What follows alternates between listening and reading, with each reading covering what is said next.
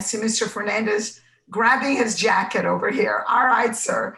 And if you could unmute yourself, Mr. Fernandez, we're ready to proceed with the next case on the docket, which is Simmons versus West Winds Village, Inc. And for the record, we have Mr. David Fernandez on behalf of the appellant and Mr. Ryan Owen on behalf of the appellee.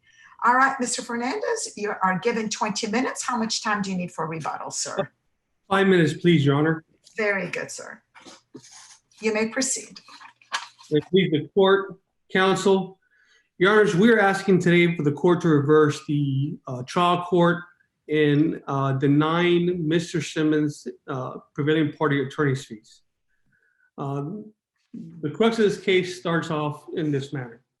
Mr. Simmons was sued by the association, alleging that his mother did not reside with him, and that was a violation of the 55 and older provisions of the master lease agreement. Mr. Simmons denied the claim and sought attorney's fees. In the answer, Mr. Simmons also filed a counterclaim.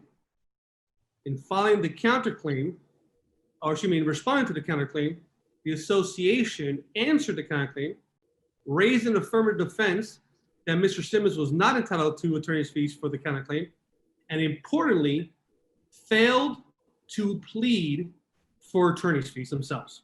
Mr. Fernandez, can I interrupt you? Because one of the things that concerns me, I think you're taking the position that your client really should have been the prevailing party. You should have been entitled to getting fees. But it's my understanding that we do not have any the trial transcript, nor do we have any transcript of the actual hearing. So how can we make a determination here on the appellate court to determine whether or not that your client significantly prevailed in this matter?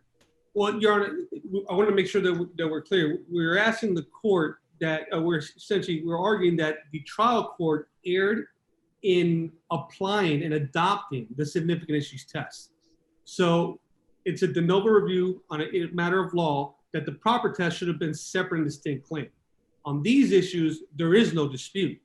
Mr. Simmons prevailed as to the complaint. Indeed, the court's order with findings of facts discusses how Mr. Simmons prevailed on the complaint. The error occurred because the trial court then adopted a significant issues examination. Mr. Fernandez, then help me out then. In looking at the defendant's motion for fees, in paragraph 6, it says that the prevailing party in this case are the defendants because the defendants prevailed on a significant issue of the case, and they cite the Moritz case, right, which is the significant issues test. So am I understanding that you're saying it shouldn't have been applied, although the motion directed the court to hold that it applied, but you're saying now it doesn't apply? You know, I'll have to go back and verify it because both parties filed motions for attorney's fees. So yeah, I'm reading from paragraph 6. This is in the defendant's motion. So and that's in reading the briefs, and I understand your argument here that you're saying that the significant issues test doesn't apply. But in looking at the motion was brought at seeking entitlement under the significant issues test. That's correct, Your Honor. However, the motion was... You see my conflict there and my confusion, okay? I hate it when that happens. I understand, Your Honor. However, the motion was also filed alternatively under 57105, under the reciprocity statute. So under the reciprocity statute, the court should have just looked at the issue on who prevailed as to the complaint, not the counterclaim. Because from the defendant's perspective, the issue of attorney's fees was never in play as to the counterclaim. The association failed to plead attorney's fees, and by doing so, it lulled Mr. Simmons into believing that attorney's fees was not an issue as to the counterclaim, that the sole issue would have been as to the complaint. The problem arises when the association now files their own motion for attorney's fees, and they claim for the first time on a motion that they're now entitled to attorney's fees. So by virtue of doing it that way, they now bring up this the possibility of the analysis under significant issues, which would not have been proper. The court should have only looked at the prevailing party in the complaint, and as to that issue, there's no denying. Does that depend on whether or not we look at the counterclaim as a compulsory counterclaim or one that could have been brought permissively on its own as an independent action? Is it dependent is my question. I don't think so. I think there's two alternative ways of looking at the counterclaim. Number one, there's the issue of they failed to plead attorney's fees. Therefore, the question of attorney's fees has been waived as to the counterclaim. Then so just to parse that out a minute, that's focusing on attorney's fees, not on the significant issue in the case. That's just focusing on who pled attorney's fees, and because we pled it in this case, we should really only look at this the complaint issue, right?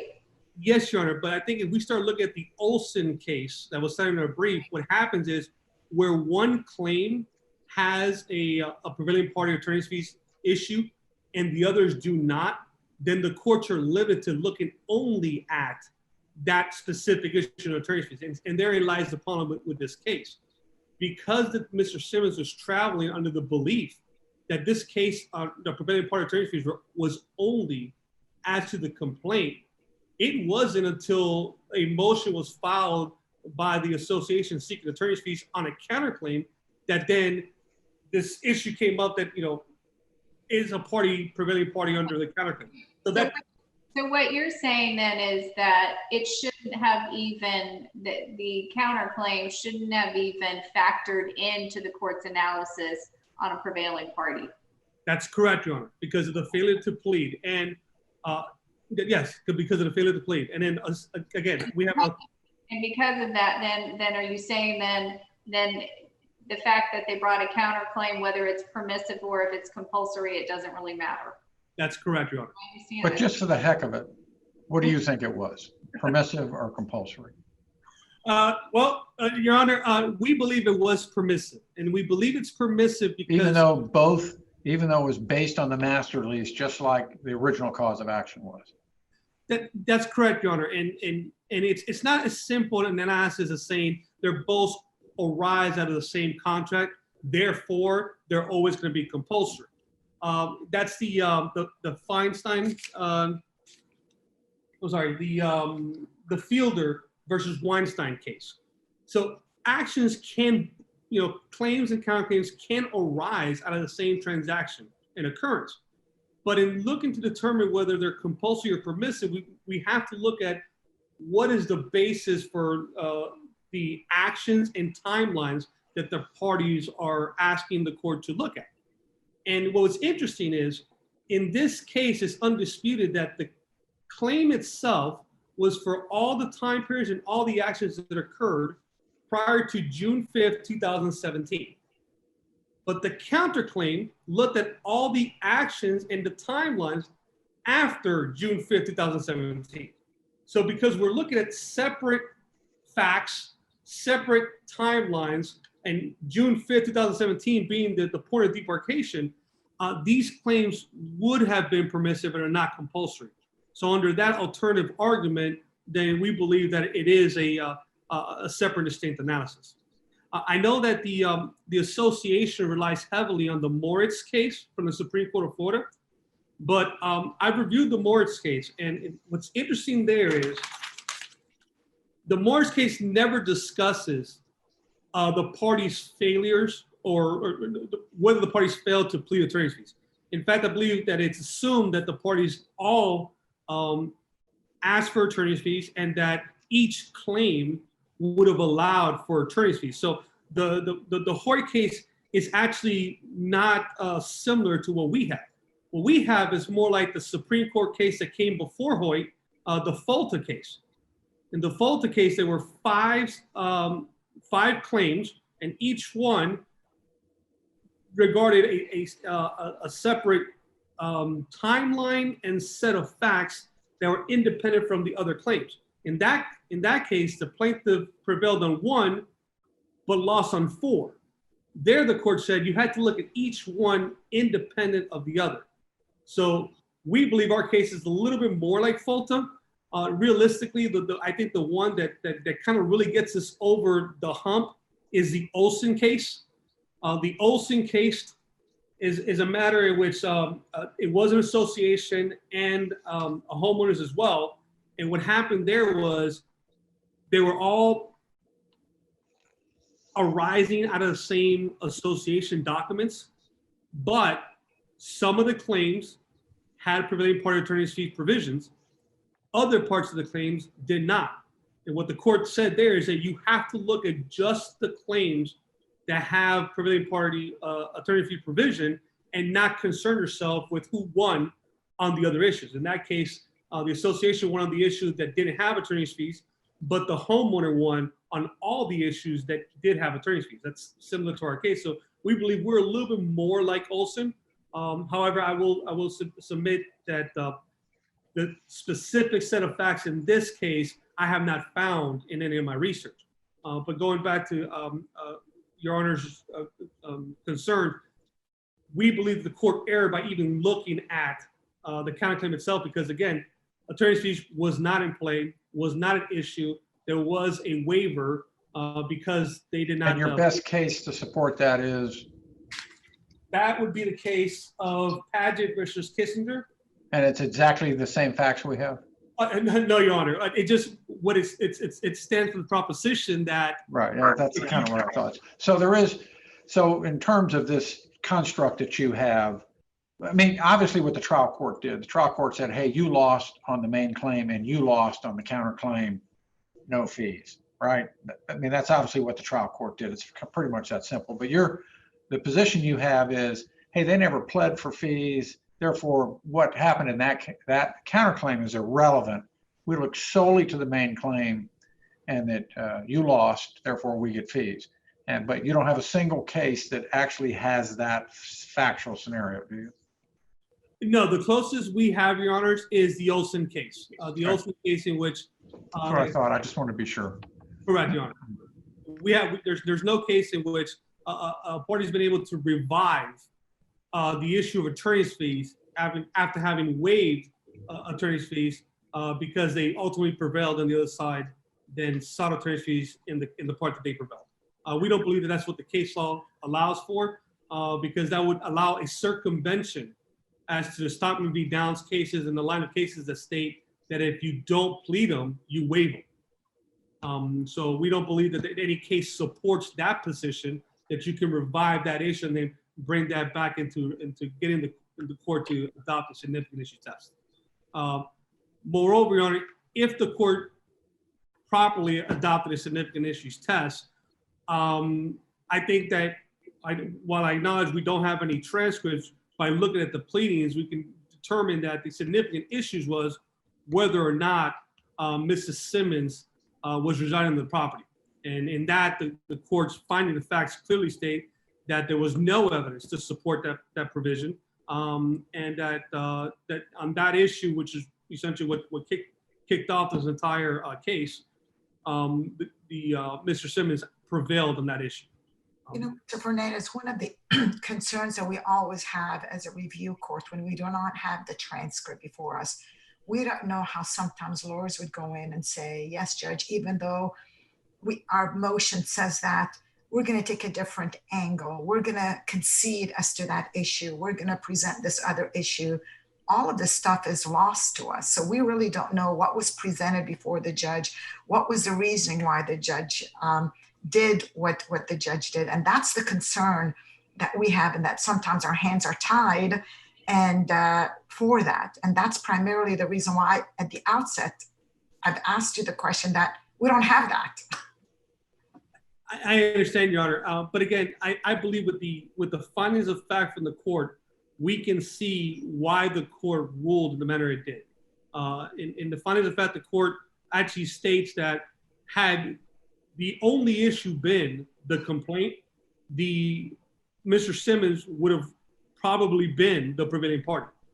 But then on the very next sentence, the court brings up the issue that Mr. Simmons filed a counterclaim, and that because his counterclaim was so over the top, there is no prevailing party. And again, that's where the error occurs, because the court should have never taken that second step.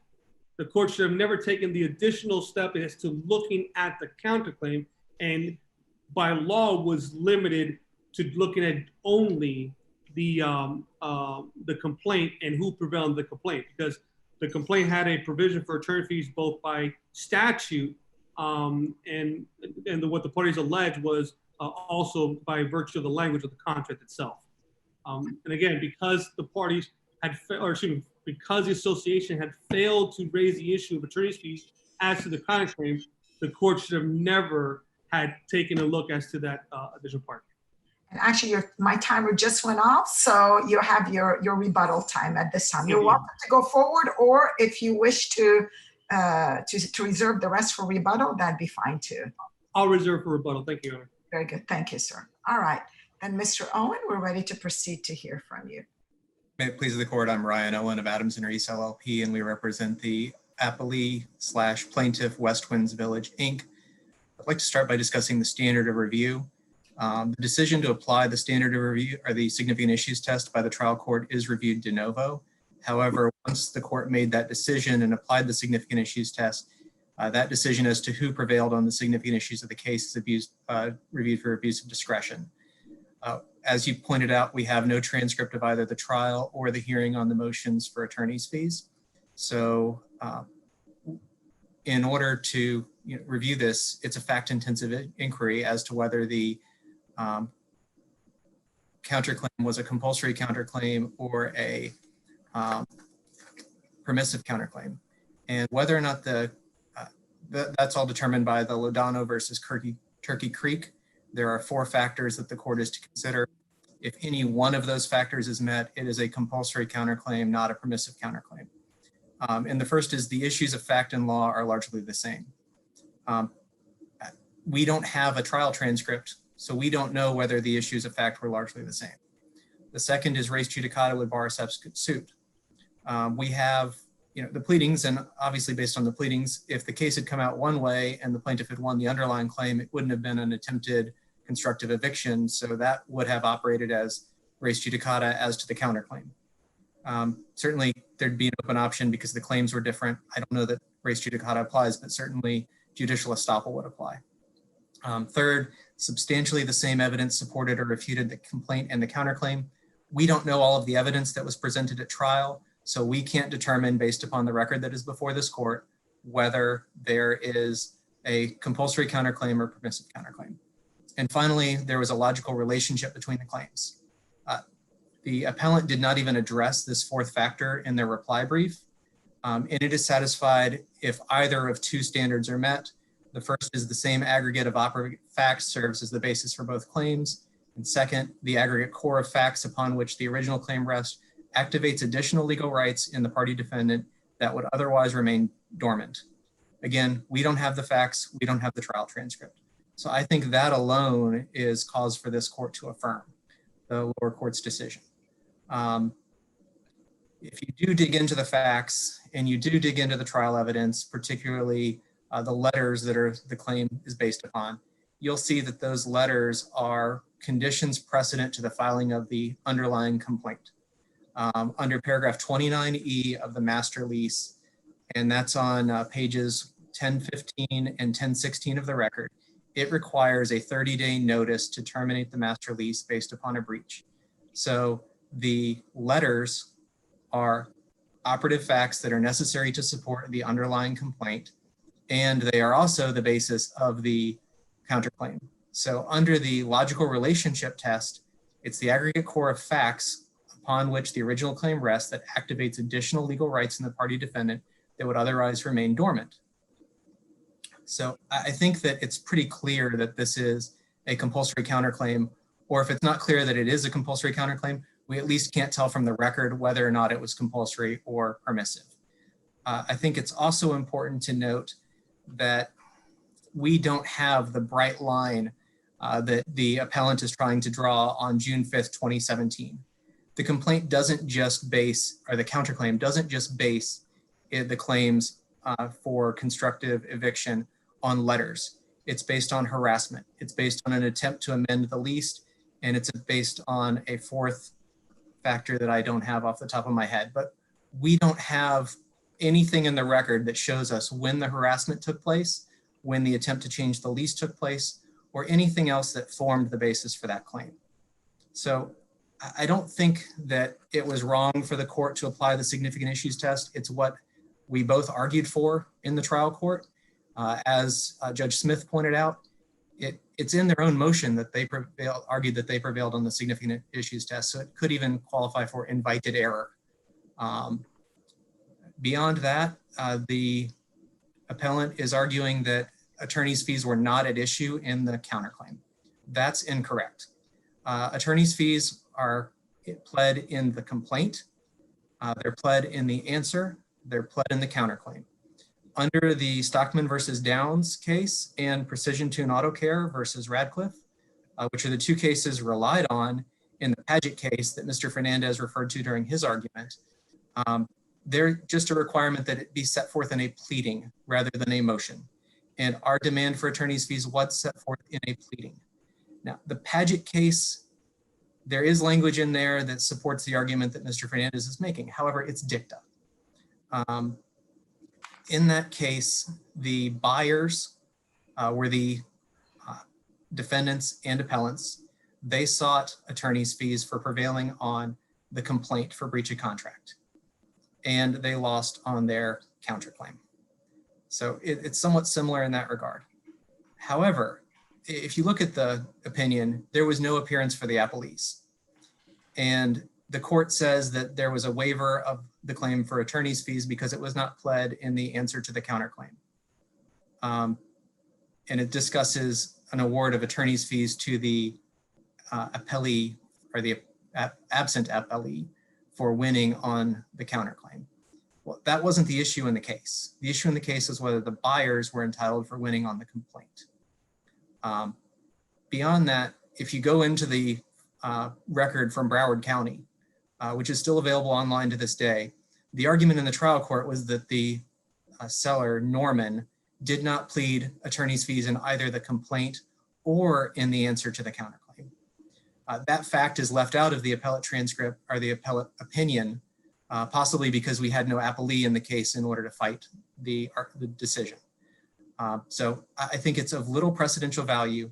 It's dicta because it's discussing a secondary issue that was a secondary basis for granting the reversal in that case, and you had nobody on the other side.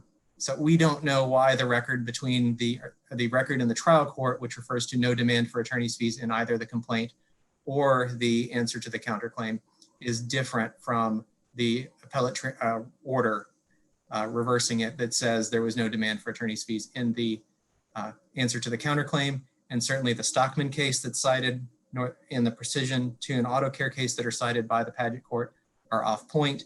And the that holding has never been applied by any other court since. There's 3 cases that cite to Paget and none of them deal with that issue. So absent any further question or any questions at all from the court regarding whether attorney's fees were at issue in the counterclaim, which they were, and whether this was a compulsory counterclaim, I have nothing further for the court. Very good. All right. Thank you, Mr. Owen. Mr. Fernandez, you have your rebuttal time, sir. Thank you, Your Honor. This case is not about whether the counterclaim is permissive or compulsory. This case is about whether a party who fails to plead attorney's fees can then surprise the other side and then raise an issue requesting attorney's fees later down the road after the case has been concluded. The Paget case is very instructive in this case. The Paget case specifically noted that the party there failed to answer, or excuse me, failed to raise the issue of entitlement to attorney's fees in the counterclaim, just like the association did so. And that doing so operates as a waiver. The reason the courts have said that you have to bring up this issue and plead it in a pleading is so that you don't surprise the other side. In this case, that's essentially what's happened here. Mr. Simmons prevailed, and it's undisputed he prevailed in the complaint. But then it was a surprise after the final judgment was entered that the association sought attorney's fees and created this issue of a significant issues test by asking for attorney's fees in a counterclaim, which they had no basis in law or fact to do so. That is the problem with this case, and why we believe that the issue of compulsory versus permissive is kind of a red herring. The court erred by even looking at that question. The court should have never entertained what happened with the counterclaim at all, because they were precluded from doing so by the case law. And because the courts were precluded from doing so in the case law, just like the Padgett case says, absent compelling circumstances, one party must prevail in a breach of contract action. And the party that prevailed was Mr. Simmons. The court erred by even looking at the counterclaim. And because of that reason, Your Honors, we're asking that this court reverse the court for adopting the significant issues test. Very good. Again, thank you, Mr. Fernandez. Thank you, Mr. Owen. Well argued on both sides. So at this time, then we're going to ask you to please, remove yourselves from the remote, and then we'll get to hear the next case. Thank you, Your Honors. Thank you.